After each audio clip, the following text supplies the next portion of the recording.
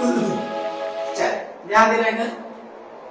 जैसे पिछले टर्म में हम लोग क्या पढ़ लिए, पिछले टर्म तक हम लोग पढ़ चुके थे पूरी तरीके से क्या, इलेक्ट्रिक डाइपोल के बारे में, ठीक है। तो उनको बताया था कि भाई केमिस्ट्री में जो मॉलिक्यूल्स वगैरह होते हैं उनको हम लोग इलेक्ट्रिक डाइपोल या डाइपोल के फॉर्म में बोलते हैं, और जिनके बीच का डिस्टेंस क्या होता है, बहुत कम होता है। पुरानी चीजें हल्की फुल्की तेजी से रिवाइज कर लेते हैं। क्या था भाई, एक पॉजिटिव चार्ज होता है, एक नेगेटिव चार्ज होता है, दोनों का मैग्नीट्यूड क्या होना चाहिए, सेम होना चाहिए, तो माइनस क्यू और प्लस क्यू, उनके बीच का सेपरेशन कितना था, डी। तो हम लोग क्या डिफाइन किए थे, इलेक्ट्रिक डाइपोल मोमेंट डिफाइन किए थे। इलेक्ट्रिक डाइपोल मोमेंट क्या था, बोले कोई एक चार्ज का मैग्नीट्यूड q और d, तो ये एक वेक्टर क्वांटिटी थी जिसका डायरेक्शन कहां से कहां था, माइनस क्यू से प्लस क्यू, प्लस क्यू से माइनस क्यू।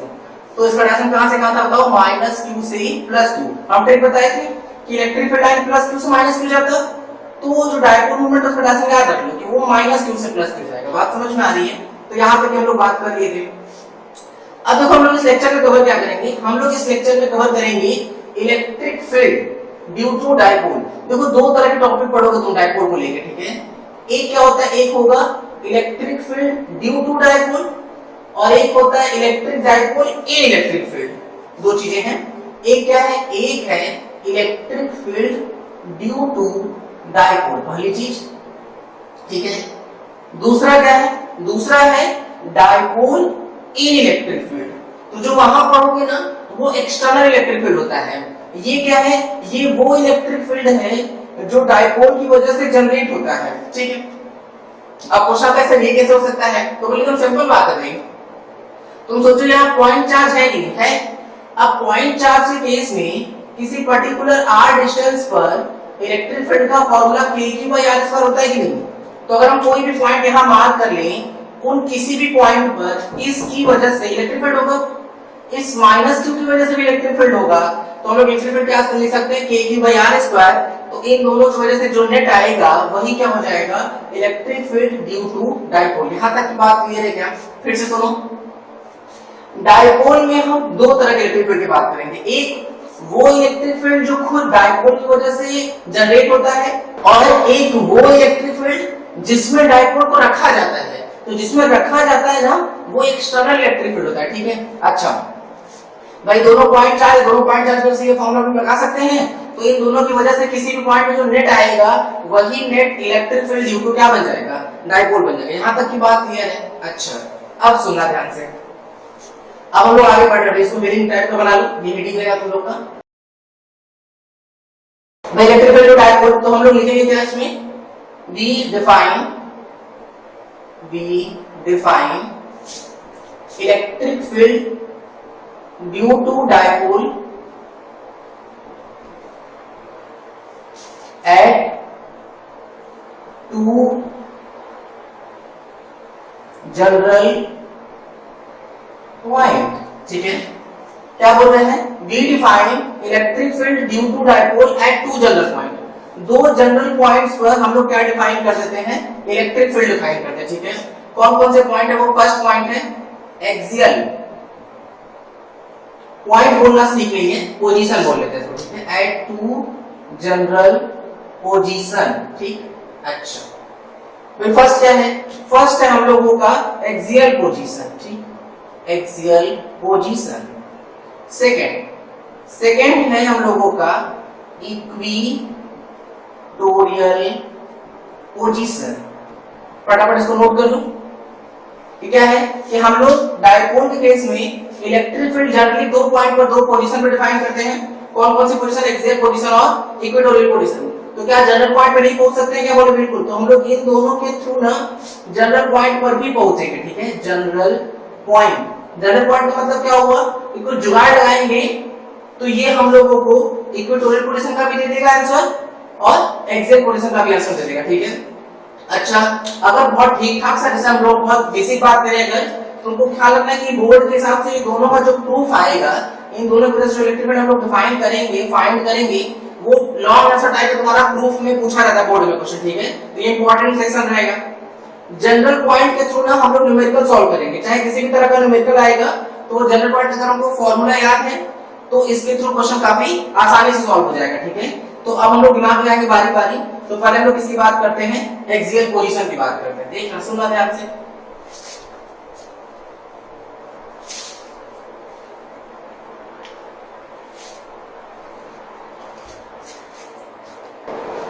देखो फर्स्ट हम लोग क्या फाइंड करते हैं, electric field due to dipole,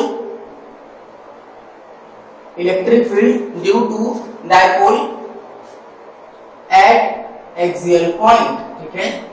किसी एक्सियल पॉइंट पर इलेक्ट्रिक फील्ड डायपोल की वजह से कितना होगा हम लोग वो पता लगाते हैं, ठीक है। चलो दिमाग लगाते हैं एक बार भाई, सुनना ध्यान से। क्या बात करें, electric field due to dipole at axial point. अच्छा क्या डिफाइन करेंगे, तो पहले ऐसा करते हैं, पहले हम लोग डायपोल को डिफाइन कर देते हैं। देखना सुनना ध्यान से। मान लेते हैं हम लोग पास कोई चार्ज है, कौन सा, -q, एक और चार्ज कौन सा है, +q, जो इसके बीच का डिस्टेंस है वो कितना है, स्मॉल d, ठीक है। तो अगर हम इसे बोले कि चलो ऐसा करो, पता लगाओ कि इसका डायपोल मोमेंट कितना होगा, तो बोले एकदम सिंपल बात है, डायपोल मोमेंट होगा कितना, बोले q × d होगा। q × d वेक्टर कहां से कहां डायरेक्शन होगा, -q टू +q, तो जो डायरेक्शन होगा वो -q से +q की तरफ हो जाएगा कि नहीं, बोले ठीक है। एक्चुअली में क्या है ना कि हम लोग अब यहां से ना मिड पॉइंट वाली बात करेंगे। देखो अब हम लोग पुट कर रहे हैं, यहां हम लोग क्या फाइंड कर रहे हैं, इसका ये हम लोग का क्या मिल गया, मिड पॉइंट, ठीक है। ख्याल रखना मेन पोजीशन पर पड़ रहा है, इसको क्या है ये, मिड पॉइंट, ठीक है। तो इसको प्रॉपर अच्छे से लिख भी लेना कि क्या है वो मिड पॉइंट, ठीक। चलो ये कौन सा डिस्टेंस, ये a और ये भी डिस्टेंस a, सही दिख रहा है कि d इक्वल्स क्या है, 2a है, बोल सर सही है, शाबाश। अब देखो ये मिड पॉइंट, ये d, ये 2a, यहां तक क्लियर है बात। अच्छा तो अगर हम इस d की वैल्यू रख दे तो हम लोग क्या लिख सकते हैं, इसको 2q a लिख सकते हैं, लेकिन हम केवल मैग्नीट्यूड पे फोकस कर रहे हैं, तो सही है क्या, ठीक है। और डायरेक्शन तुम लोगों को पता है -q से किधर की तरफ, +q की तरफ। अब एक्सियल पोजीशन कौन सा था, पहले उसकी बात करते हैं। देखो एक्सियल पोजीशन का मतलब होता है कि जो d के अलोंग हो, ये d के अलोंग या -q और +q के लाइन ज्वाइनिंग के अलोंग, ठीक है। ऐसा पॉइंट जो -q और +q के लाइन ज्वाइनिंग पर लाई करे उसको हम लोग क्या बोल देते हैं, एक्सियल पॉइंट, ठीक है। मतलब क्या लिखेंगे, lie along line joining of +q and -q। बात समझ में आ रही है क्या?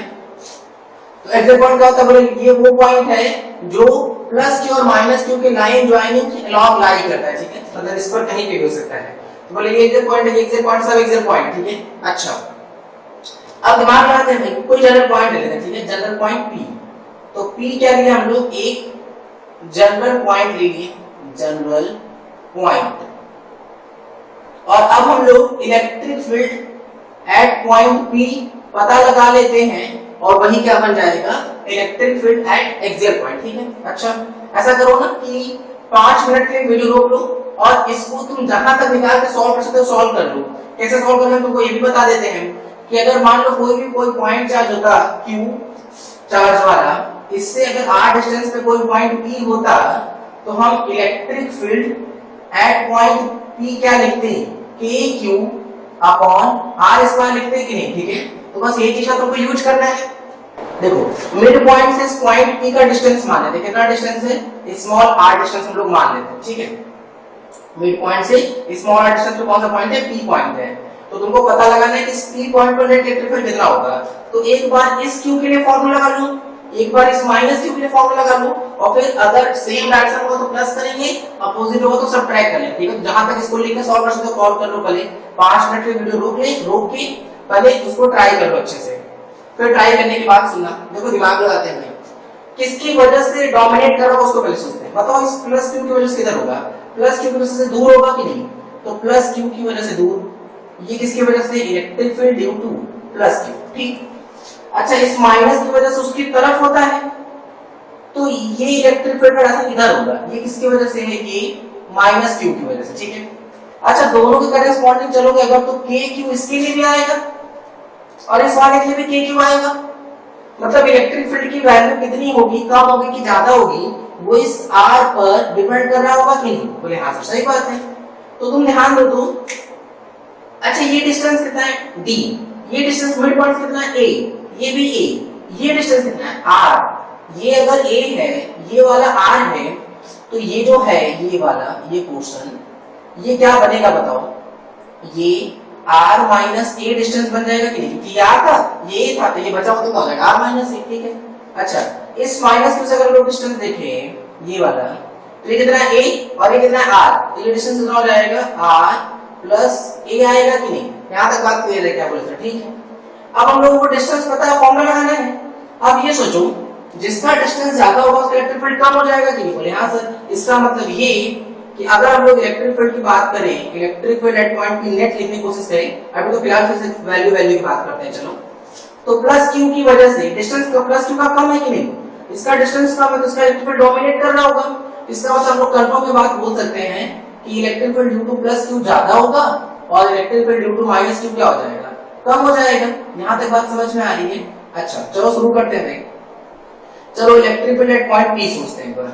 ये देखना तो इस क्यू की से दूर की तरफ, तो देखो लिख दें क्या आ जाएगा यहाँ पे के क्यू अपॉन ये डिस्टेंस कितना है आर माइनस ए का होल स्क्वायर। अच्छा इसकी वजह से अगर हम बात करें तो इसकी वजह से इसकी तरफ आएगा, इसकी तरफ आएगा अपोजिट डायरेक्शन में माइनस लगा रहे हैं, के Q upon are plus A का होल स्क्वायर। यहां तक बात समझ में आ रही है? देखो फिर से ध्यान दो इस बात पे, हम ये माइनस चार्ज के साइन की वजह से नहीं रखे हैं, हम ये वाला जो माइनस है वो इसलिए रखे हैं क्योंकि ये दोनों का डायरेक्शन अपोजिट है। डोमिनेट ये किया था, ज्यादा ये था, इससे ज्यादा वैल्यू में से कम वैल्यू को माइनस किए हैं। यहां तक बात समझ में आ रही? चलो अब सिंपल कहानी चालू करते हैं भाई। यहां तक फिजिक्स हो गई, अब सिंपल चीजें हैं, अब मैथ्स लगाते हैं। यहाँ पे क्या हो जाएगा r माइनस ए का whole square r plus A का होल स्क्वायर। एलसीएम लेना इसका, इधर जाएगा यहाँ पे क्या हो जाएगा r प्लस ए का whole square minus of r minus A का होल स्क्वायर। अब यहाँ देखो तो r स्क्वायर प्लस ए स्क्वायर माइनस 2ar, लेकिन माइनस का मल्टीप्लाई कर लेंगे तो क्या बनेगा minus r square minus a square plus 2ar, और यहाँ से आर स्क्वायर ए स्क्वायर आएगा तो वो कैंसिल। तो यहाँ से हम लोग सॉल्व करेंगे इसको, क्या आ जाएगा के q into 4ar whole upon r square minus a square, इस पूरे का होल स्क्वायर हो जाएगा कि नहीं? ठीक है, तो ये इस तरीके से है। देखो क्या मिला हम लोगों को, के क्यू इंटू 4ar अपॉन इन दोनों का मल्टीप्लाई किए हैं, r square minus a square, और इस पूरे का क्या हो गया होल स्क्वायर। तो ये हम लोगों को क्या मिल गया? ये हम लोगों को मिल गया electric field at point P मिल गया। ठीक है, यहां तक देखो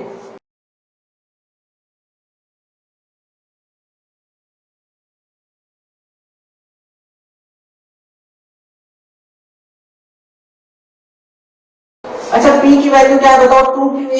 इसको जुगाड़ लगा रहे थोड़ा ना, देखना अगर हम इलेक्ट्रिक फील्ड की बस वैल्यू की बात कर रहे हैं अभी, electric field at point P, देखो तो इस 2 को k के साथ ले लो, क्या लिख लेंगे 2kr इंटू 4 को 2 इंटू 2 लिखेंगे तो फिर क्या लिखेंगे यहाँ पे 2qa upon r square minus a square इसका होल स्क्वायर। ठीक है, अच्छा अब अगर ध्यान दो तो ये P बन गया कि नहीं? देखो डायपोल मोमेंट P सही है, तो यहाँ से क्या बन जाएगा 2kpr upon r square minus a square इस पूरे का होल स्क्वायर। ठीक है, अच्छा अब एक पुरानी चीज याद करो, इन जनरल क्या होता है, अगर हम जनरल बात करें, इन जनरल ए जो होगा ना वो बहुत छोटा होगा, किससे?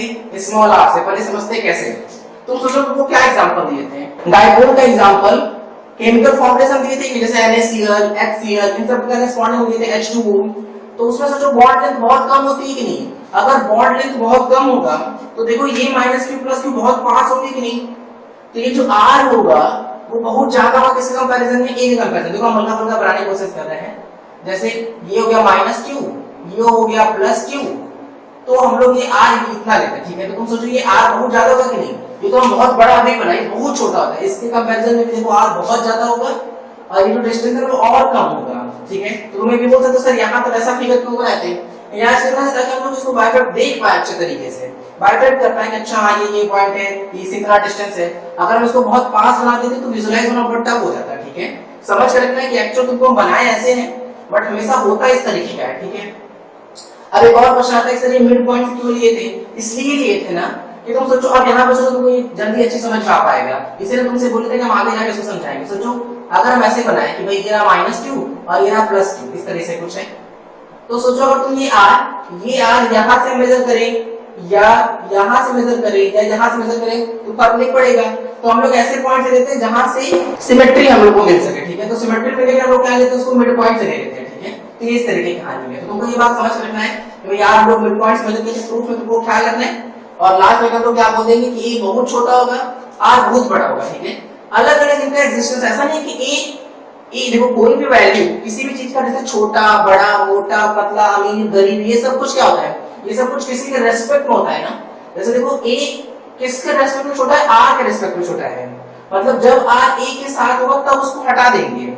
तो यहाँ देखो यहाँ साथ में है ना, सोचो अगर ए बहुत छोटा है, आर बहुत बड़ा है, तो ए स्क्वायर तो और छोटा हो जाएगा और आर स्क्वायर उससे बहुत बड़ा हो जाएगा। तो इसीलिए हम लोग क्या किए, इसीलिए हम लोग r square minus a square को अप्रोक्सीमेटली क्या ले लेते हैं बताओ, आर स्क्वायर लिख लेते हैं। यहां तक बात क्लियर है क्या? बोले सर अच्छा ठीक है। तो देखो अगर हम इस चीज को यहाँ आर स्क्वायर लिख दें तो ये आर स्क्वायर उस पे स्क्वायर, तो आर की पावर 4 हो गया कि नहीं, एक आर ऊपर ऑलरेडी चला था। देखो अगर हम electric field at point P का मैग्नीट्यूड लिखें तो आ जाएगा 2kp r अपॉन r की पावर 4। तो यहां से कितना आ जाएगा 2kp अपॉन r क्यूब। यहां तक बात क्लियर हो रही है? ये इस तरीके से, ठीक है। चलो देखो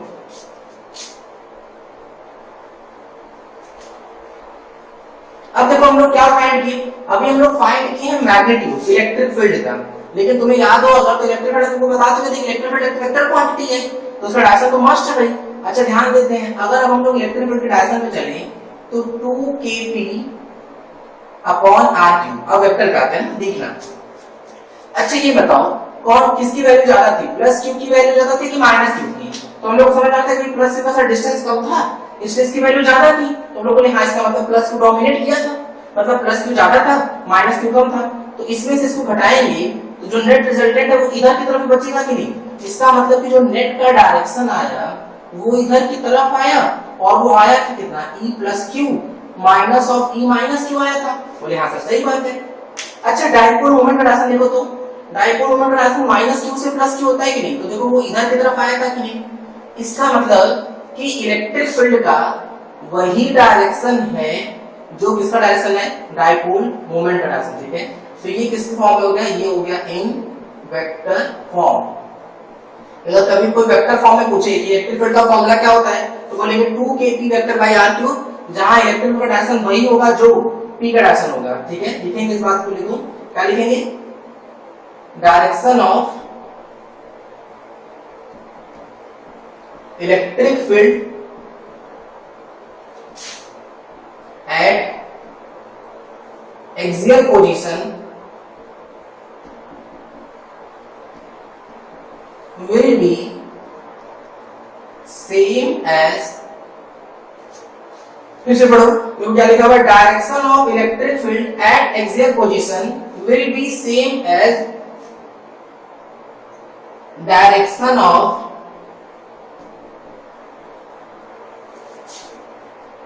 डाइपोल मोमेंट। बात समझ में आ रही है? फिर से देखो क्या बोल रहे हैं यहाँ पे, अगर हम लोग बोले कि इलेक्ट्रिक फील्ड का डायरेक्शन जो एक्सियल पोजीशन पर है वो वही होगा जो डायरेक्शन किसका होगा बताओ, डायपोल मोमेंट होगा, ठीक है। अच्छा ये किसमें होगा बताओ, ये तो वेक्टर फॉर्म में हो गया। अगर नॉर्मल फॉर्मूला पूछे तो हम लोग electric field at point P क्या बोल सकते हैं, वो आ जाएगा 2kp अपॉन r क्यूब, ठीक है।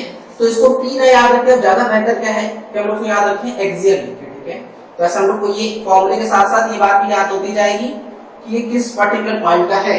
तो ये किस पॉइंट का बताओ, एक्सियल पॉइंट का। यहां तक बात क्लियर है? अच्छा अब आज दिमाग में डाउट आ सकता है कि सर अगर आप इस साइड निकाले हैं तो अगर हम इस साइड निकालते तो देखो एक बार इस साइड की भी बात करते हैं ना, देखना सुनना।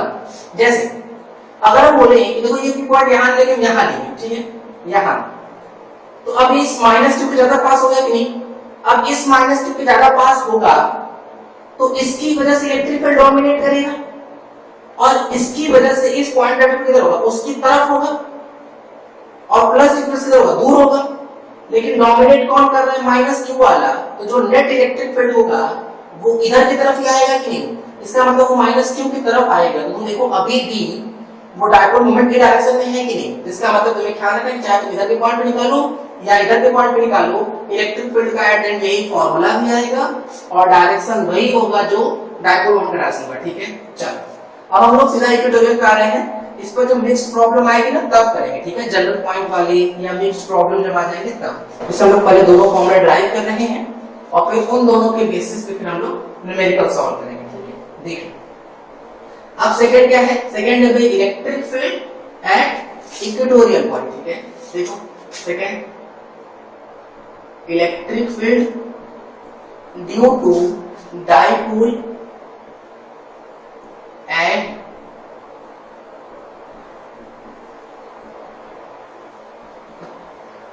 Equatorial point. ठीक है, देखो अब हम लोग पहले बात करते हैं कि भाई ये इक्वेटोरियल पॉइंट होता क्या, उससे करस्पॉन्डिंग आते हैं ना, देखना सुनना। जैसे हम लोग पिछले वाले में बात की वैसी बात करते हैं कि भाई हमारे पास एक मान लो माइनस क्यू चार्ज है और एक प्लस क्यू चार्ज है। ठीक है, और इनके बीच का जो सेपरेशन है वो लेट से स्मॉल डी है। अगेन वही फिर से वही बात, मिड पॉइंट। अब अगर तुम पिछला प्रूफ अच्छे से याद रखोगे ना तो तुमको लगेगा कि पास काफी चीजें वैसे चल रही हैं, बट हम यहाँ पे बस पॉइंट को चेंज करेंगे। देखो पिछली बार जो था वो क्या था, एक्सियल पॉइंट था। एक्सियल पॉइंट क्या था, तो जो माइनस क्यू और प्लस क्यू की लाइन ज्वाइनिंग पर लाई किया, या तो इस साइड या तो इस साइड था।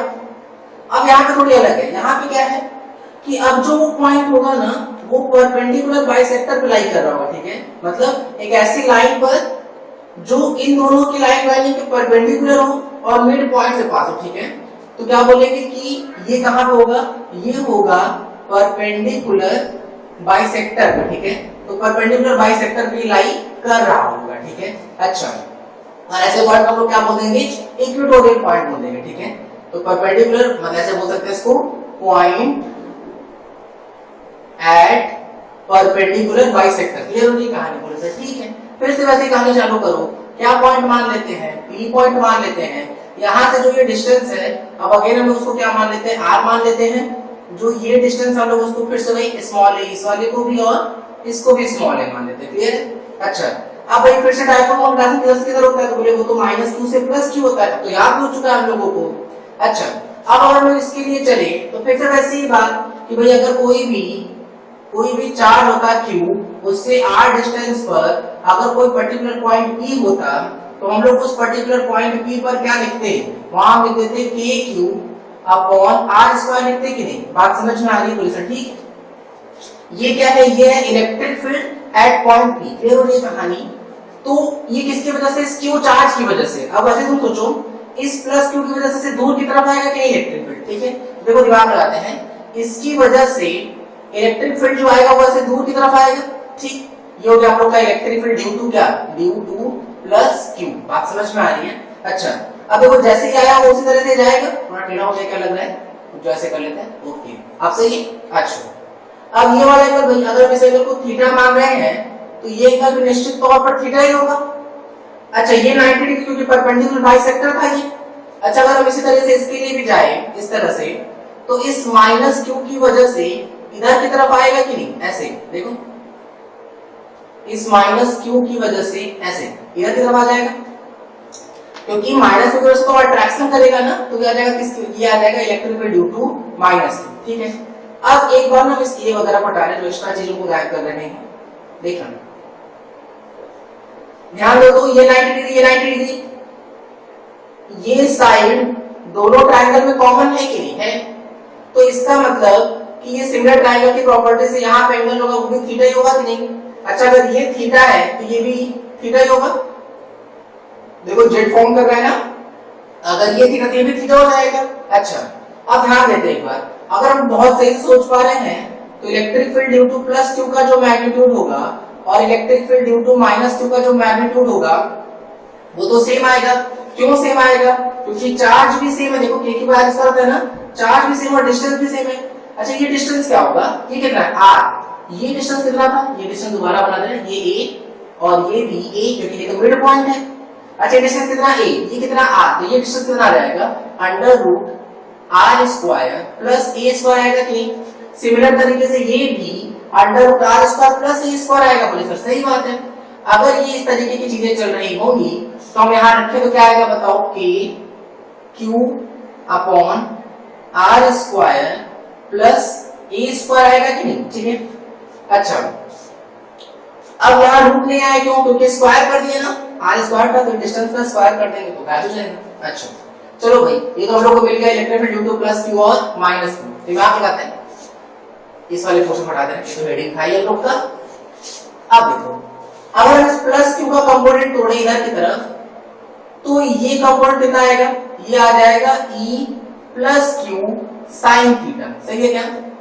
और इधर की तरफ जो कंपोनेंट आएगा वो आ जाएगा e plus Q cos theta.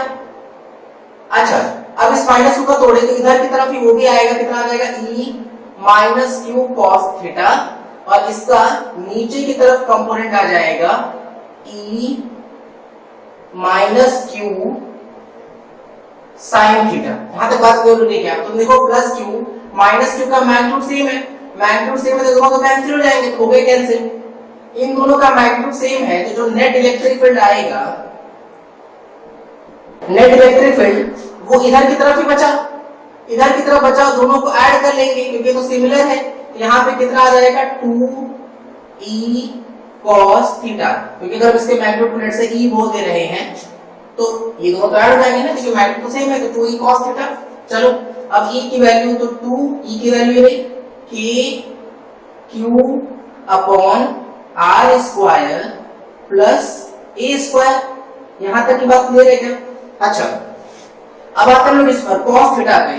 cos theta तुम यहां से निकालने की कोशिश करो। देखो इस लाइन को हम दोबारा ड्रॉ कर लेना, देखना।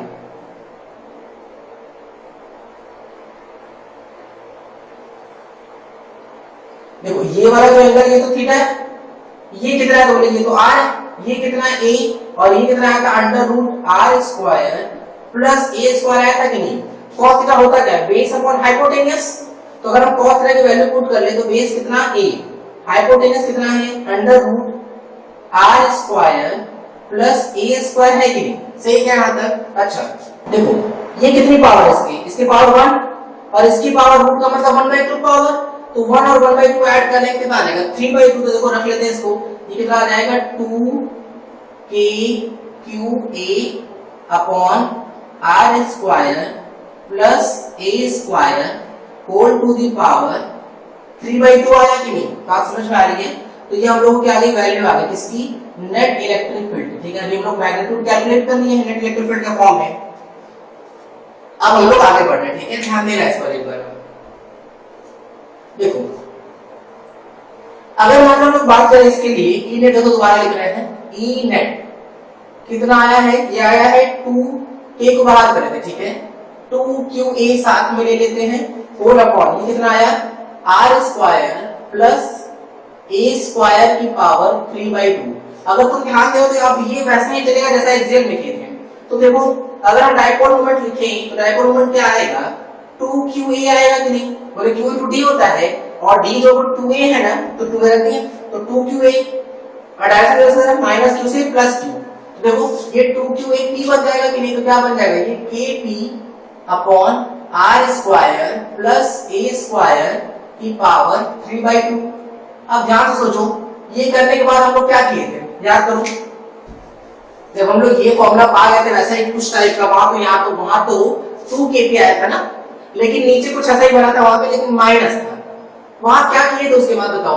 वहां हम लोग किए क्या थे? वहां हम लोग किए थे कि r जो था या a जो था उसको हम लोग बहुत छोटा बोल दिए थे r से, या r बहुत बड़ा बोले थे a से, ठीक है। अच्छा अब a बहुत छोटा आ गया, वही बात हम बोलेंगे कि भाई केमिकल फॉर्मूले हैं सब, HCl H2 तो वो डायरेक्ट चलेंगे यहाँ पे। तो अगर तुम उसको डायरेक्ट के फॉर्म में सोचो तो क्वांटम बहुत कम होती, क्वांटम बहुत कम होगा, तो जो r होगा वो a की कंपैरिजन बहुत ज्यादा हो जाएगा।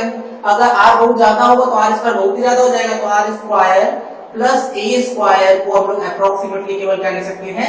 r स्क्वायर लिख सकते हैं। जब यहाँ रखेंगे r स्क्वायर तो 2 से 2 कैंसिल, क्या बचेगा? r क्यूब बचेगा। तो ये हम लोग को क्या मिल गया? e नेट कितना मिल गया बताओ? kp अपॉन r क्यूब मिल गया कि नहीं? तो देखो ये हम लोग को नेट इलेक्ट्रिक फील्ड मिल गया। यहां तक की बात क्लियर है क्या? ये हो गया हम लोग का ई नेट, ठीक है। अच्छा अभी तो हम लोग केवल वैल्यू पा गए, ठीक है। यहां हम लोग कैलकुलेट किसको किए हैं? मैग्नीट्यूड ओनली, ठीक है। चलो अब दिमाग लगाते हैं। अब डायरेक्ट सोचो, डायरेक्ट किधर आया था? इधर की तरफ आया था कि नहीं? आया था भाई, आया था।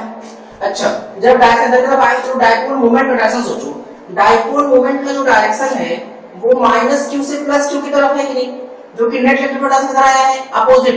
देखो डाइपोल मोमेंट का डायरेक्शन ये है, नेट इलेक्ट्रिक फील्ड का डायरेक्शन है इधर। तो इसका मतलब कि अगर हम इन वेक्टर फॉर्म बोले कि चलो वेक्टर फॉर्म में लिखो, इन वेक्टर फॉर्म, तो हम लोगों को क्या मिलने वाला है, तो मिलेगा कि अगर हम वेक्टर फॉर्म में लिखे electric field at point P, तो आ जाएगा वो KP वेक्टर अपॉन RQ, आगे क्या लगा रहेगा माइनस, और ये माइनस ये बता रहा होगा कि इस इलेक्ट्रिक फील्ड का डायरेक्शन अपोजिट होगा किसके, डाइपोल मोमेंट के डायरेक्शन के। ठीक है, देखो ये माइनस क्या है, ये माइनस बारे में लिखेंगे ड्यू टू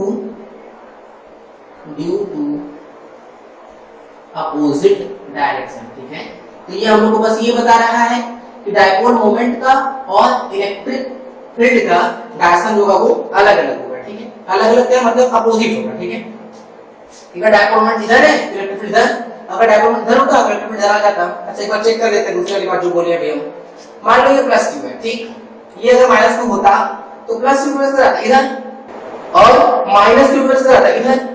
ऐसे अगर तुम इन दोनों को ऐसे देखते इन दोनों को, तो नेट इलेक्ट्रिक फील्ड इधर तरफ आता कि नहीं, सही है। तो देखो प्लस क्यू इधर हो गया, माइनस इधर हो गया, तो देखो डाइपोल मोमेंट ऐसे इधर हो गया और इलेक्ट्रिक फील्ड ऐसे इधर हो गया। इसका मतलब कि जब भी हम इक्विटोरियल पोजीशन में होंगे तो नेट इलेक्ट्रिक फील्ड का डायरेक्शन डाइपोल मोमेंट डायरेक्शन की क्या आ जाएगा, अपोजिट आ जाएगा। यहां तक बात क्लियर हो रही है क्या, अच्छे से क्लियर हो गया। चलो अब आगे बढ़ रहे हैं, तो नोट करते चलो अच्छे से भाई। ये दोनों प्रूफ ना बोर्ड के साथ बहुत इंपॉर्टेंट है, ख्याल रखना। अगर हम बहुत सही से गेस करना चाहें तो हम ये गेस कर सकते हैं कि जो इस साल आएगा उसमें एक्सियल या इक्विटोरियल में से कोई एक पूछा जा सकता है। ठीक है ना, जब ये आएगा तो लॉन्ग आंसर टाइप में अच्छे से क्वेश्चन पूछा जा रहा होगा, तुमको प्रॉपर डिटेल में 2 पेज में 1.5 पेज में इसको लिखने आना चाहिए अच्छे से। ठीक है, तो जो बातें हम बोल रहे हैं कई बातें यहाँ लिखे नहीं, तो कैसे लिखोगे इसको 2.5 पेज में 2 पेज में। तो पहले तुम डाइपोल मोमेंट अच्छे से डिफाइन कर लेना, पहले इलेक्ट्रिक डाइपोल डिफाइन कर लो, फिर डाइपोल मोमेंट डिफाइन कर देना, फिर इलेक्ट्रिक फील्ड का फॉर्मूला लिखना, फिर प्रॉपर डिराइव करना, और हर स्टेप को बस लिखते जाना। ठीक है, हम तुमको हर बार ये बात बोले हैं कि जब भी तुम बोर्ड में अपनी कॉपी लिखो तो इस तरह से लिखा करोगे, अगर कोई 10th का बच्चा उस कॉपी को पढ़े तो तुम जो उसको लिखे हो वो सब समझ में आ जाए उसको। ठीक है, तुमको कॉपी में इतनी डिटेल देनी होती है कि कोई भी 10th का बच्चा अगर पढ़े तो उसको समझ में आ जाए। ठीक, कॉपी ऐसे लिखोगे तो बहुत अच्छे नंबर आएंगे तुम्हारे बोर्ड से। चलो ध्यान देते हैं, सुनना सब। अब हम लोग बात करेंगे किसकी, एक्सियल की और इक्विटोरियल की। ठीक है, ये बहुत इंपॉर्टेंट बात है, इसलिए हम तुमको यहाँ पे एक जगह उसको समराइज कर रहे हैं, तो अच्छे से ध्यान समझ लो इसको। देखो कंफ्यूजन कहाँ होगा, हम पहले उसकी बात कर लेते हैं तुमको। देखो अगर मान लो कोई पॉइंट चार्ज है Q और डिस्टेंस है कितना R, तो इसकी वजह से कोई पॉइंट है P, तो हम लोग electric field at point P क्या लिखते हैं, electric field at point P हम लोग KQ अपॉन R इस बार लिखते हैं। सही बात है, अगर पॉजिटिव चार्ज है तो दूर की तरफ होगा, तो इस तरीके से। ठीक, अच्छा सिमिलर तरीके से हम लोग डाइपोल डिराइव करा है, देखो कैसे। अच्छा डाइपोल जब दिखाना जाता है ना अब, तो ना उसको तुमको प्लस के माइनस में नहीं दिखाते, देखो ऐसे एरो बना देते हैं ऐसे, और लिख देते हैं कि भाई P वेक्टर। तुमको समझ जाना है कि इसका मतलब कि यहाँ पे कौन सा चार्ज है बताओ, यहाँ पे माइनस क्यू चार्ज है, क्योंकि डाइपोल मोमेंट ऐसा किधर से होता है, माइनस क्यू से प्लस क्यू होता है, लेकिन यहाँ माइनस क्यू चार्ज और यहाँ प्लस क्यू चार्ज है। ठीक है, और इससे R डिस्टेंस पर अगर कोई पॉइंट है लेट्स से P, तो हम लोग electric field at point P जो लिखते हैं वो क्या लिखते हैं, वो आता है 2kP अपॉन R। क्यूब आया था कि नहीं, सही बात। अच्छा जो डायरेक्शन डाइपोल का था उसी डायरेक्शन में इलेक्ट्रिक फील्ड भी था, तो तुम देखो यहाँ से क्या पाते हैं हम लोग, यहाँ से पाते हैं कि जो इलेक्ट्रिक फील्ड है वो डायरेक्टली प्रोपोर्शनल टू 1/r²। ठीक है, जबकि अगर तुम यहाँ ध्यान दो तो यहाँ हम लोग पाते हैं कि जो इलेक्ट्रिक फील्ड है वो डायरेक्टली प्रोपोर्शनल टू 1/r³ है। ठीक है, यहाँ तक कहानी। अच्छा अब आगे बढ़ रहे हैं, देखना। फिर अगर हम ऐसे बोले कि भाई अगर मान लो कोई डाइपोल बनाने का तरीका तो सिखा चुके हैं, ऐसे बनाया जाएगा हमेशा जनरली, यहाँ माइनस क्यू माने यहाँ प्लस क्यू माने, क्योंकि डाइपोल में डायरेक्शन माइनस क्यू से प्लस क्यू की तरफ होता है। इक्विटोरियल पोजीशन कौन सी पोजीशन बोले, वो पोजीशन जो इसके परपेंडिकुलर बाइसेक्टर लाई कर रहा होगा। अगर यहाँ पे कोई पर्टिकुलर पॉइंट P ले लेते हैं और R डिस्टेंस है, देखो डाइपोल में डायरेक्शन इधर, तो इलेक्ट्रिक फील्ड डायरेक्शन जो है वो इधर आएगा। ठीक है, ये कौन सा डायरेक्शन है, ये है electric field due to axial. ठीक है, ज्यादा बेहतर यही कि हम लोग इसको एक्सियल लिखें, ये electric field due to axial है। ठीक, अच्छा ये किसका डायरेक्शन है, ये डायरेक्शन है electric field due to equatorial, मतलब electric field at equatorial point. ठीक है, अच्छा अगर हम इसके फॉर्मूले की बात करें इक्विटोरियल, तो देखना क्या आएगा, KP अपॉन आर क्यूब और यहाँ क्या रहेगा माइनस रहेगा। माइनस क्या बता रहा था, माइनस ये बता रहा था कि इलेक्ट्रिक डाइपोल मोमेंट और इलेक्ट्रिक फील्ड एक दूसरे के अपोजिट डायरेक्शन में, ठीक है। तो देखो यहाँ पे भी हम लोग क्या पा गए कि जो इलेक्ट्रिक फील्ड है वो directly proportional to 1 by r cube है अगर हम डाइपोल को फिक्स रख रहे हैं तो, ठीक है। तो कंफ्यूज मत होना, ये किसकी वजह से है, ये तब है जब हम लोग इलेक्ट्रिक फील्ड किसकी वजह से पाए, इलेक्ट्रिक फील्ड जब हम लोग पॉइंट चार्ज की वजह से पाते हैं, electric field due two point charge. और ये तब होता है जब डाइपोल फिक्स हो और इलेक्ट्रिक फील्ड हम लोग डाइपोल की वजह से निकाल रहे हो, electric field due to dipole, ठीक है, electric field due to dipole. Clear होगी कहानी इस तरीके से, फिर से सुनो ध्यान से। वैसे रटना नहीं है कुछ भी, ये नहीं रटना है कि 1 बाई आर स्क्वायर का प्रोपोर्शन होता है, ये भी नहीं रटना है कि 1 बाई आर क्यूब का प्रोपोर्शन होता है। तुमको याद रखना है कि कब क्या होता है वो सिचुएशन पर डिपेंड करेगा। अगर पॉइंट चार्ज है तो 1 बाई आर स्क्वायर का प्रोपोर्शन होगा अगर चार्ज फिक्स है। अगर डाइपोल है तो 1 बाई आर क्यूब का प्रोपोर्शन होगा अगर डाइपोल फिक्स है, ठीक है। डाइपोल चेंज करेंगे तो और भी कहानी है, पी पर तो डिपेंड करेगा है ना। तो पी तब तक फिक्स है जब तक तुम डाइपोल फिक्स रखे हो। तो अगर डाइपोल फिक्स होगा तो इलेक्ट्रिक फील्ड होगा वो 1 बाई आर क्यूब के प्रोपोर्शनल होगा, ठीक है। तो अभी हम लोग क्या डिराइव किए, अभी हम लोग डिराइव किए हैं एक्सियल पॉइंट पर और इक्वेटोरियल पॉइंट पर, ठीक है। तो अब देखो आगे बढ़ रहे हैं। अब हम लोग बात करते हैं किसी जनरल पॉइंट के करेस्पॉन्डिंग। अगर मान लो कभी भी किसी जनरल पॉइंट पे कैलकुलेट करना होगा तो किस तरीके से कैलकुलेट करते हैं, अब उसकी बात करते हैं, ठीक है। देखना सुनना ध्यान से। At any general point, at any general point, ठीक है। मान लो कि बोला गया है, देखना सुनना, इसको ना बहुत अच्छे तरीके से हम ड्राइव करते हैं। तो हम लोग ऐसा करते हैं कि इसको एक्स वाई एक्सिस के फॉर्म में ब्रेक कर देते हैं। एक बार ये वाई और ये एक्स, ठीक है। सुनना, मान लो कि डाइपोल को ऐसे रखा गया। एक्चुअली में ना हम क्यों इसको बाद में कर रहे हैं, क्योंकि हम लोग का जो रिजल्ट आ चुका है ना एक्सियल का और इक्वेटोरियल का, उसी के बेसिस पे हम लोग इसको ड्राइव करने जाएंगे, ठीक है। देखना, अगर मान लो कि हम एक डाइपोल रखें, डाइपोल ऐसे रखा गया कि उसका मिड पॉइंट ओरिजिन पर है, ठीक है। तो ये हो गया हम लोग का कौन सा डाइपोल मोमेंट, लेट्स से इसका p मान लेते हैं। इधर से इधर इसका मतलब इधर माइनस q है और इधर प्लस q है, ये ऐसे हो गया। कोई जनरल पॉइंट ले लेते हैं, जनरल पॉइंट लेट्स से भाई p, जिसका डिस्टेंस कितना है, ये डिस्टेंस जो है ये है r और ये एंगल बना रहा है कितना, थीटा। तो पूछा जा रहा है कि electric field at point p कितना होगा, इसका मैग्नीट्यूड पूछा जा रहा है।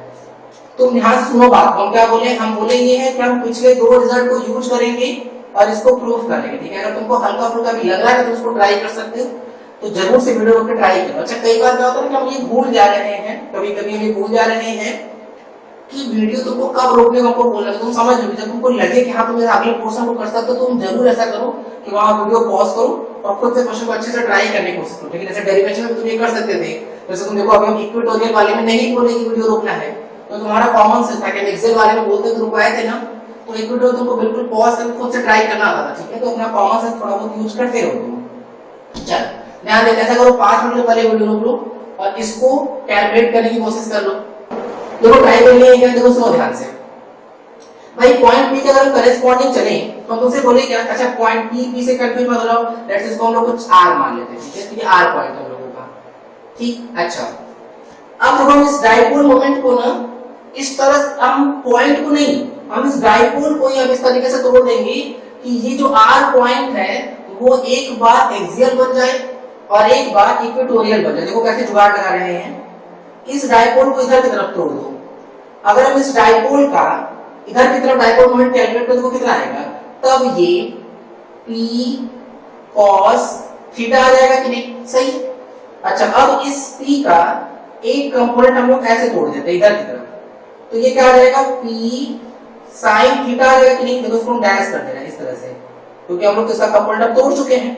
फिर से सुनो ध्यान से, क्या था, r डिस्टेंस था, थीटा एंगल था। हम क्या किए कि इस डाइपोल को दो तरफ तोड़ दिए। इससे फायदा क्या होगा, देखो ये इस p cos के लिए एक्सियल पॉइंट बन जाएगा कि नहीं, और इस p sin के लिए ये इक्वेटोरियल पॉइंट बन जाएगा कि नहीं, ठीक है। तो देखो ध्यान देते हैं एक बार ना इस फिगर को दोबारा बना रहे हैं किसके करेस्पॉन्डिंग, cos वाले के लिए।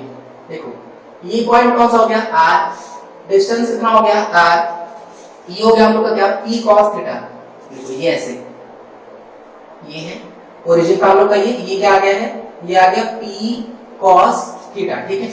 अच्छा अब देखो क्या पॉइंट है, तो इसकी वजह से जो इलेक्ट्रिक फील्ड होगा वो ऐसे दूर की तरफ आएगा कि नहीं, ऐसे क्यों, क्योंकि हमको अगर याद हो तो एक्सियल पोजीशन के केस में इलेक्ट्रिक फील्ड उसी के डायरेक्शन आता है, किस डायरेक्शन में, डायपोल मोमेंट डायरेक्शन में, तो डायपोल मोमेंट इधर है तो इलेक्ट्रिक फील्ड इधर ही होगा। तो देखो हम इस पॉइंट पे कौन सा फॉर्मूला लगाए हैं एक्सियल वाला, और क्या पाए हैं हम लोग, पा गए हैं 2k p की वैल्यू, अब यहाँ p की वैल्यू तो p नहीं है, p cos थीटा होगी तो p cos theta upon r3, सही कह जाता है। अच्छा अब हम लोग इसी r पॉइंट को, ये r पॉइंट है भाई, बार बार हम p लिख रहे हैं, ये r पॉइंट को हम लोग इस p sin थीटा के करेस्पॉन्डिंग देखो लिखते हैं, देखो ये क्या आएगा, ये आ गया हम लोग का p sin थीटा, देखना ये पॉइंट हो गया हम लोग का कौन सा r, ठीक। अब ये कौन सा पॉइंट बन गया, इससे करेस्पॉन्डिंग इक्वेटोरियल बन गया, तो इसकी वजह से इस r पॉइंट पर जो इलेक्ट्रिक फील्ड आएगा वो डायपोल मोमेंट का अपोजिट आ जाएगा, कितना आएगा तो बोलेंगे कि वो आ जाएगा, हम लोग कौन सा पहले फॉर्मूला लगा रहे हैं, यहाँ हम लोग फॉर्मूला लगा रहे हैं ई इक्वेटोरियल का, ठीक है, ई इक्वेटोरियल क्या आएगा k p, p की जगह क्या आएगा p sin थीटा अपॉन ये डिस्टेंस r है तो हो जाएगा r क्यूब। यहां तक की बात क्लियर है क्या, तो ये इस तरीके से है।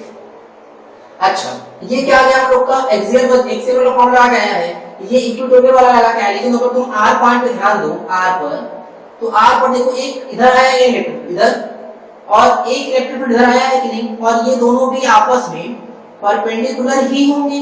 अच्छा देखो क्योंकि इधर और एक इसके परपेंडिकुलर आया था ना, तो ये इसके भी तो परपेंडिकुलर ही हो जाएगा। देखो ये क्या हो गया, ये हम लोग की वैल्यू है कितनी 2kp cos theta upon r cube हुआ है, और ये वाला कितना आया है, ये आया है kp sin theta upon r cube. बात समझ में आ गई कौन सा पॉइंट है, ये r पॉइंट है। तो अगर हम लोग बोले कि चलो इलेक्ट्रिक फील्ड एट r या नेट इलेक्ट्रिक फील्ड की बात करते हैं तो वो कितना आ जाएगा, बोले अंडर रूट में a square plus b square, अरे क्योंकि रिजल्टेंट का फॉर्मूला क्या था a square plus b square plus 2ab cos theta, तो cos 90 वजह से गायब हो जाएगा, तो a स्क्वायर मतलब ये b स्क्वायर मतलब ये, ठीक है। तो देखो जो कॉमन है ना उसको हम लोग रूट से बाहर कर देते हैं, देखो कैसे निकालेंगे, देखो kp/r को दोनों पहले तो बाहर कर दो, स्क्वायर था रूट से बाहर होगा तो बस केवल क्या निकलेगा kp/r भी निकल जाएगा बाहर।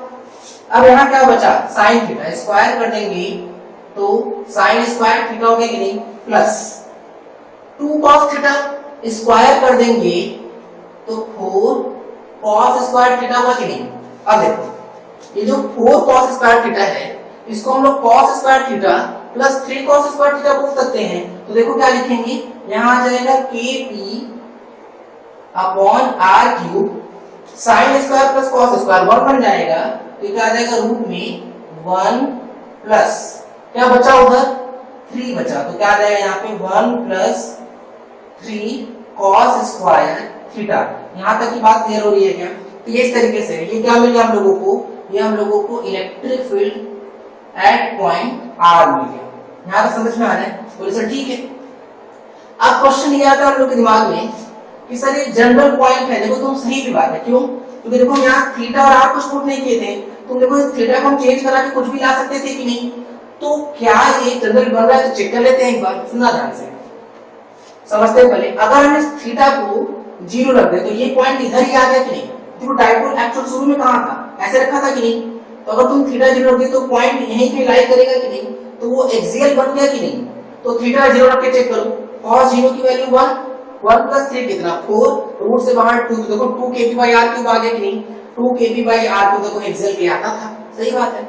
अगर हम थीटा को 90 रख दें तो देखो ये यहाँ पहुंच जाएगा और पुराने वाले डायपोल के परपेंडिकुलर हो गया कि नहीं, तो देखो अगर ऐसा परपेंडिकुलर तो इक्वेटोरियल बन गया इस पुराने वाले डायपोल के लिए, तो थीटा 90 रख के देखो cos 90 की वैल्यू 0, तो रूट 1 तो देखो kp/r क्यूब आ गया कि नहीं, तो बोले हाँ सर सही बात है। तो तुमको क्या ख्याल रखना है ना कि तुम हर बार क्या करो ना ऐसे ही जाओ, जैसे तुमको क्या रखना है, ये फॉर्मूला रखना है, बेहतर तुमको ये कहेंगे ना कि तुम ये तरीका याद रखोगे, क्योंकि जब भी कभी क्वेश्चन आएगा ना तो तुम बार बार मैग्नीट्यूड तो कैलकुलेट कर लोगे, लेकिन कंफ्यूजन कहाँ होगी वो बताते हैं तुमको। सबसे पहला कंफ्यूजन होगा डायरेक्शन, लेकिन सर डायरेक्शन किधर आएगा, ठीक है, तो अगर तुमको ये दोनों कंपोनेंट अलग अलग निकालने आएगा ना, तो हम बेहतर तरीके से डायरेक्शन कैलकुलेट कर सकते हैं। दूसरा कंफ्यूजन ये हो सकता है कि तुम थीटा भूल जाओ। हम तुमको अभी ये याद दिला दे रहे हैं कि थीटा इस डायपोल मूवमेंट के डायरेक्शन और उस पॉइंट के डायरेक्शन के बीच का एंगल है, ठीक है। ऐसे देखो हम बताते हैं कैसे सब बात को। जो एक्सेस चीजें वो हटा लेंगे, हम इस प्रूफ से क्या सीखेंगे उसको हम लोग कंक्लूड करेंगे। देखना सुनना ध्यान से।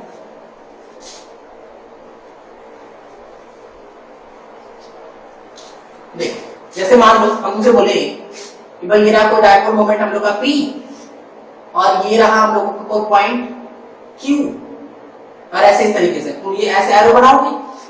अब देखो अगर हम बात करें इस तरह से, तो देखना तो तुमको ये वाला एंगल लेके चलना है, ठीक है। मतलब P और Q के बीच में जो P और ये जो Q पॉइंट को मिलाने वाला Q पॉइंट को जो मिलाने वाला लाइन ज्वाइनिंग है, डिस्टेंस लेट से R है, तो अगर जो भी एंगल थीटा होगा उसी को हम लोग लेके चल रहे होंगे, ठीक है। अच्छा तो देखो सुनो ध्यान से। अब हम लोग क्या क्या सीखे वो देखो कि भाई कोई भी अगर हम डायपोल ले लें, डायपोल लेट से डायपोल मोमेंट कितना है P, अगर हम इसके मिड पॉइंट से किसी थीटा एंगल पर चले जाएं और हमको लेट से कोई पॉइंट मिल गया R, ठीक है, तो इलेक्ट्रिक फील्ड एट R कितना आया, वो आया है KP अपॉन R क्यूब, जहां पे R उस पॉइंट का मिड पॉइंट से डिस्टेंस है डायपोल से, और अंडर रूट में क्या आया है, अंडर रूट में आ गया है 1 प्लस 3 cos स्क्वायर थीटा, ठीक है। तो जो बात हम बोल रहे थे अब उसको हम लोग यहाँ पे लिख लेते हैं अच्छे से। फॉर एक्सियल, अगर हमको इसको एक्सियल पॉइंट बनाना है, फॉर एक्सियल पॉइंट, ठीक है, तो हम लोग क्या करेंगे, तो हम लोग इस थीटा को 0 रख देंगे। तो एक्सियल पॉइंट में थीटा की वैल्यू कितनी रख देंगे, 0 डिग्री, ठीक है। cos 0 1, तो देखो इलेक्ट्रिक फील्ड एट एक्सियल बन जाएगा। ये क्या बनेगा, cos 0 1 प्लस 3 कितना आ जाएगा 4, रूट से बाहर आके 2, तो क्या बन जाएगा ये 2kp अपॉन r क्यूब। हम लोग कहीं भी डायरेक्शन की बात नहीं कर रहे बिल्कुल भी, ठीक है। फॉर इक्वेटोरियल पॉइंट, इक्वेटोरियल, अगर हम इक्वेटोरियल पॉइंट की बात करें तो ये इसके परपेंडिकुलर चाहिए। परपेंडिकुलर होने से थीटा की वैल्यू जो होगी वो कितना रखना पड़ जाएगा बताओ, 90 डिग्री रखना पड़ जाएगा। तो रख देते हैं। तो electric field at equatorial point अगर हम लोग बोले तो वो कितना आ जाएगा, देखो cos 90 की वैल्यू कितनी 0 हो गया, तो ये पूरा 0 केवल क्या बचा 1, रूट से बाहर आएगा तो भी 1 ही रहेगा, तो कितना आ जाएगा यहाँ पे ये kp अपॉन r क्यूब हो जाएगा, ठीक है। तो ये एक्सियल और एक इसके लिए आ गया इक्वेटोरियल, ठीक है। यहाँ तक देखो आज हम लोग क्या क्या पढ़े पहले वो समझ लो। देखो आज हम लोग ये पढ़े कि डायपोल के केस में ना दो इलेक्ट्रिक फील्ड की बात करते हैं। एक इलेक्ट्रिक फील्ड जो इस डायपोल की वजह से खुद ही होगा, जो डायपोल की वजह से होता है वो होगा electric field due to electric dipole. फिर आगे जाके हम लोग एक सेक्शन पढ़ेंगे जिसमें हम लोग डायपोल को इलेक्ट्रिक फील्ड में रखेंगे, तो वो कौन सा इलेक्ट्रिक फील्ड होगा, वो होगा जो एक्सटर्नल इलेक्ट्रिक फील्ड होता है, ठीक है। अच्छा फिर हम लोग को यहाँ पे क्या पढ़ा है, यहाँ हम लोग इस लेक्चर में electric field due to dipole को कवर किए। क्या क्या कवर किया उसमें वो सुनो। हम लोग पहले कवर किए एक्सियल पॉइंट को पूरा अच्छा डिराइव किए, और हम लोग क्या आया 2kp/r³ आया। इस केस में क्या आया था, इस केस में आया था कि जिधर डायपोल मोमेंट डायरेक्शन होगा उधर इलेक्ट्रिक फील्ड का डायरेक्शन होगा। फिर हम लोग किसके ड्राइव किए, इक्वेटोरियल के ड्राइव किए। इस केस में क्या आया, इस केस में आया कि जिधर डायपोल मोमेंट डायरेक्शन होगा उसके अपोजिट इलेक्ट्रिक फील्ड डायरेक्शन होगा, ठीक है। फिर हम लोग जनरल पॉइंट ड्राइव कर लिए, कोई अगर जनरल पॉइंट होगा r और थीटा वाला, तो उस पर उस पर्टिकुलर पॉइंट पर इलेक्ट्रिक फील्ड कितना होगा, ठीक है। यहाँ तक हम लोग ड्राइव किए। फिर हम तुमको लास्ट ऑफ दी बात सिखा रहे हैं अच्छे तरीके से क्या क्या रखना है तुमको। पहली बात तो एक्सियल इक्वेटोरियल को प्रूफ याद रखना है, तो तुम 3 4 बार 5 बार 6 बार जितनी बार हो सकता है प्रूफ बार बार करो, ठीक है। टफ है, लेंथी है, मानेंगे, तुमको ये बार करना होगा ताकि तुमको ये याद रहे, क्योंकि बोर्ड एग्जाम में बहुत ज्यादा चांस है कि एक्सियल इक्वेटोरियल से कोई एक पूछा जाता है, ठीक है। अच्छा 5 नंबर पूछा जाएगा, अगर न्यूमेरिकल के मार्क तो 3 नंबर 2 नंबर 1 नंबर किसी में पूछा जा सकता है। अब हम लोग बात आता है कि भाई जनरल पॉइंट हम लोग क्या सीखे, जनरल पॉइंट हम लोग मैग्नीट्यूड निकालना सीखे। डायरेक्शन जो नहीं सीखे, डायरेक्शन बदल सकता है, वो tan अल्फा tan बीटा वाली कहानी में लगेगी, वेक्टर वाली कहानी उस पे नहीं आ रहे हैं। इसलिए तुमको क्या बोले कि इस फॉर्मूले को तो रटो, साथ साथ तुमको स्टेप याद रखना, क्योंकि जब भी इस पे अच्छा टफ क्वेश्चन पूछा जाएगा तो तुमको ना किसी पर्टिकुलर एंगल पे दिया रहेगा। तो क्या स्टेप था, स्टेप था कि डायपोल को ही तोड़ देते थे, एक बार उस पॉइंट के डायरेक्शन में और एक बार उस पॉइंट के परपेंडिकुलर, ठीक है। तो और हम लोग एक्सियल में एक बार फॉर्म लगाए थे और एक बार इक्वेटोरियल का फॉर्म लगाए थे, और दोनों को विद डायरेक्शन लिखोगे तो अपने आप नेट का डायरेक्शन आ जाएगा, ठीक है। तो नेट का सिर्फ मैग्नीट्यूड निकालना सिखाएं, फिर देखो जनरल पॉइंट से एक बार कुछ जुगाड़ लगा कर क्या बना लिया एक्सेल का भी, और फिर इसी को कुछ जुगाड़ लगा कर किसके लिए बना लिए इक्वेटोरियल के लिए। यहाँ तक बात क्लियर है। नेक्स्ट वीडियो में हम लोग इस पर बेस्ड न्यूमेरिकल्स करेंगे। क्लियर हो रही है कहानी? चलो बस, थैंक यू। वीडियो पसंद आया तो इस वीडियो को लाइक करें, हमारे चैनल फिजिक्स बिहाइंड एवरीथिंग को सब्सक्राइब करें और इस चैनल को सभी के साथ शेयर करें।